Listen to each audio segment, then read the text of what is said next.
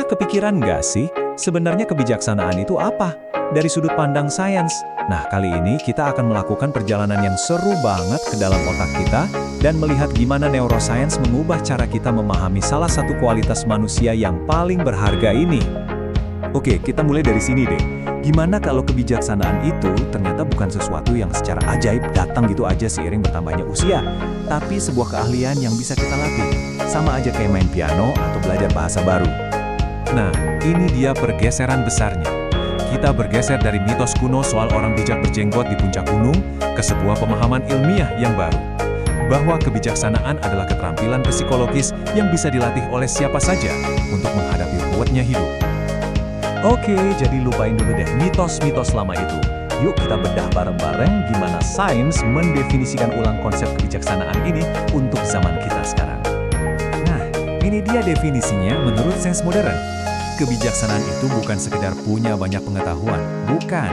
Ini adalah keahlian tingkat tinggi buat memecahkan masalah-masalah hidup yang rumit dan abu-abu yang nggak punya jawaban tunggal benar atau salah. Ini tuh soal gimana kita menggunakan apa yang kita tahu, menggabungkan akal dan karakter buat mengambil keputusan yang baik. Nah, sekarang bagian yang paling seru. Yuk, kita masuk ke dalam otak kita dan kenalan sama tim eksekutif yang bertanggung jawab atas kebijaksanaan. Anggap aja kita lagi tur ke ruang rapat di kepala kita. Pertama, kenalan sama sang CEO, Cortex Prefrontal atau PFC. Letaknya tuh persis di belakang dahi kita. Ini pusat komandonya. Sama kayak CEO yang hebat, PFC ini tugasnya buat perencanaan jangka panjang, mikir logis, dan yang paling penting nih, ngerem impuls dan ngatur emosi. Dia ini bagian otak yang kayak bilang, tunggu dulu, ini beneran ide bagus nggak sih? Selanjutnya, ada amigdala. Kita sebut aja dia detektor asapnya otak. Ini sistem alarm emosional kita yang reaksinya super cepat. Peran utamanya apa? Yaitu mendeteksi bahaya dan langsung nyalain mode lawan atau lari. Amigdala ini penting banget buat kita bertahan hidup. Tapi, kadang dia bisa super sensitif. Alarmnya bunyi kencang, padahal nggak ada api beneran. Nah, inilah yang seringkali memicu reaksi emosional yang berlebihan. Terus, ada si monitor konflik, Cortex Cingulate Anterior, atau ACC. Coba bayangin, dia ini jembatan super penting antara si CEO yang rasional dan si detektor asap yang emosional. Tugas ACC ini buat mendeteksi kalau ada yang nggak sinkron. Misalnya, antara keinginan impulsif dari amigdala dan tujuan jangka panjang dari PFC. Nah, si ACC ini yang bahkan ngirim sinyal, waduh ada yang aneh nih, buat ngasih tahu si CEO, si PFC, supaya turun tangan.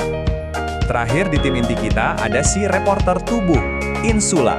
Bagian ini tugasnya dengerin sinyal-sinyal dari dalam tubuh kita. Insula ini yang memproses firasat atau gut feeling dan sensasi fisik kayak jantung berdebar atau perut mules.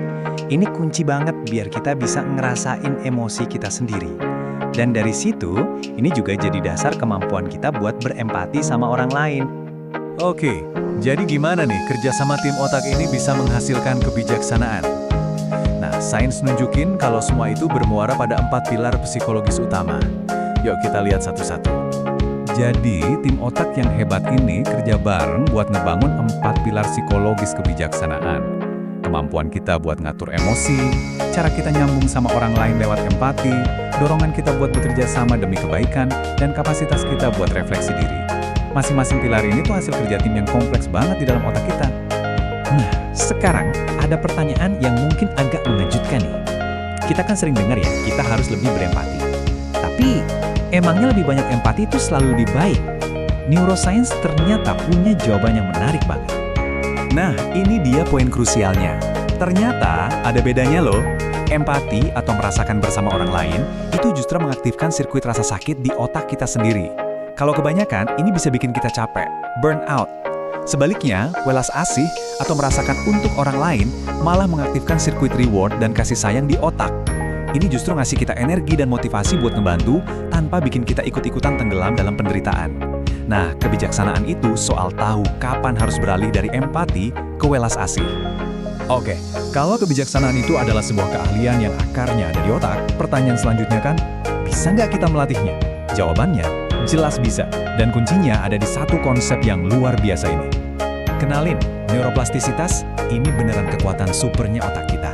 Ini adalah kemampuan otak yang keren banget buat menata ulang dirinya sendiri dengan membentuk koneksi saraf baru seumur hidup kita.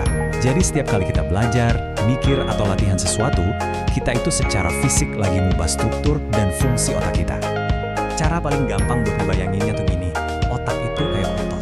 Makin sering kita pakai sirkuit saraf tertentu, misalnya sirkuit buat ngatur emosi atau buat welas asih, ya makin kuat, makin cepet, dan makin otomatis juga kerjanya sirkuit itu.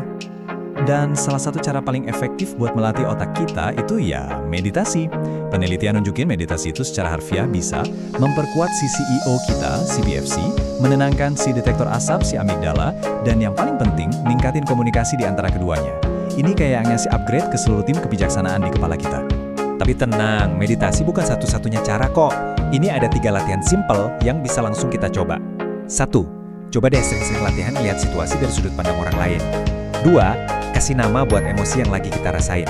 Cuma dengan ngasih label ke sebuah perasaan, itu udah ngebantu PFC buat ngatur amigdala. 3. Coba deh nulis jurnal reflektif, biar kita bisa belajar secara sadar dari pengalaman, baik yang sukses maupun yang gagal. Jadi, pesan utamanya di sini adalah soal harapan dan kemampuan kita buat berubah. Ingat ini ya, kebijaksanaan itu bukan sesuatu yang kita punya atau gak punya, tapi sesuatu yang bisa kita bangun, selangkah demi selangkah. Satu koneksi saras pada satu waktu. Pembahasan kita kali ini nunjukin kalau kita semua punya kapasitas buat jadi lebih bijaksana. Pertanyaannya sekarang bukan lagi bisa atau enggak, tapi gimana kita akan melakukannya. Jadi, bagian mana dari otak bijaksana kamu yang mau kamu latih duluan?